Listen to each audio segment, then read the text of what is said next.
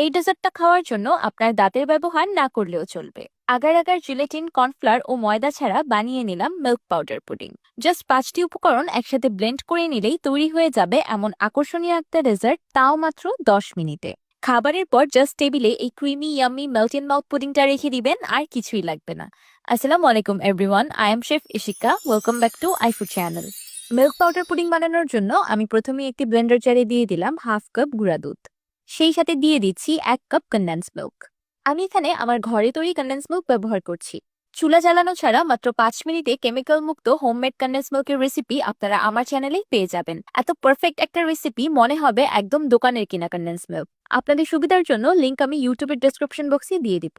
আমি এখানে 1 cup condense milk ব্যবহার করেছি। কনডেন্স মিল্কের পরিমাণটা আপনারা আপনাদের স্বাদ অনুযায়ী কমিয়ে বা বাড়িয়েও নিতে পারবেন। মিষ্টির জন্য এখানে কনডেন্স মিল্কের পরিবর্তে চিনিও ব্যবহার করা যেতে পারে, কিন্তু আমি বলবো কনডেন্স মিল্ক ব্যবহার করলে পুডিং এর টেস্টটা বেশি ভালো আসবে। এবার দিয়ে দিলাম 1 ক্যান ডানো স্টেরিলাইজড ক্রিম আর 2 কাপ লিকুইড দুধ।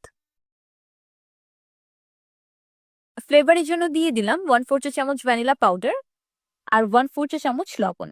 ভ্যানিলা পাউডারটা একদমই অপশনাল, টোটালি স্কিপ করা যাবে, কারণ এই পুডিং এর থেকে অলরেডি একটা দুধের ফ্লেভার আসবে। এবার সবকিছু একসাথে ব্লেন্ড করে নিলেই তৈরি হয়ে যাবে পুডিং এর ব্যাটার। আপনাদের বাসায় ব্লেন্ডার না থাকলেও কোনো সমস্যা নেই, সবগুলো উপকরণ একটা বাটিতে নিয়ে হুইস্কের সাহায্যে মিক্স করে নিলেও ব্যাটারটা তৈরি হয়ে যাবে। এবার একটি বাটিতে নিয়ে নিচ্ছি চায়না গ্রাস।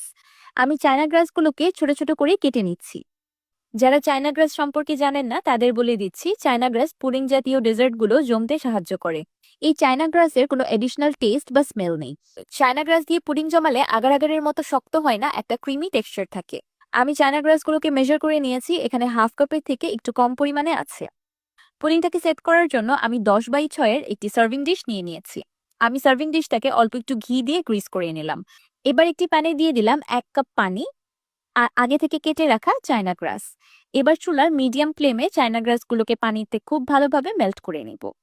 এই চায়না গ্রাসগুলো মেল্ট হতে বেশি সময় লাগবে না, 2-3 মিনিটের মধ্যেই একদম মেল্ট হয়ে যাবে। আর আপনারা যদি চায়না গ্রাস হাতের কাছে একদম নাই পান, তাহলে এই পুডিংটা তৈরি করতে আগার আগার পাউডারও ব্যবহার করতে পারবেন। 2 চা চামচ আগার আগার পাউডার পুডিং এর মিক্সচারটাকে ব্লেন্ড করার সময় ব্লেন্ড করে নেবেন, তারপর একটি বলক তুলে মোল্ডে সেট করে নেবেন। চায়না গ্রাসগুলো সম্পূর্ণ মেল্ট হয়ে গিয়েছে। এবার দিয়ে দিচ্ছি আগে থেকে ব্লেন্ড করে রাখা পুডিং এর মিক্সচার। এবার চুলার মিডিয়াম টু হাই হিটে পুডিং এর মিক্সচারে একটি বলক তুলে নেব। আমি আজকে যেই পরিমাণে মিল্ক পাউডার পুডিং তৈরি করেছি সেই পরিমাণে আপনারা হাফ কাপের থেকে একটু কম চায়না গ্রাসই ব্যবহার করবেন, এতে করে একটা পারফেক্ট পুডিং এর টেক্সচার আসবে। যদি এর থেকে বেশি ব্যবহার করেন তাহলে পুডিংটা একটু শক্ত হয়ে যাবে, আর কম ব্যবহার করলে ভালোভাবে জমবে না। বলক চলে আসার পর আমি মিক্সচারটাকে আরো 2 মিনিটের মতো রান্না করে নিয়েছি। এটাকে অতিরিক্ত রান্না করে বেশি ঘন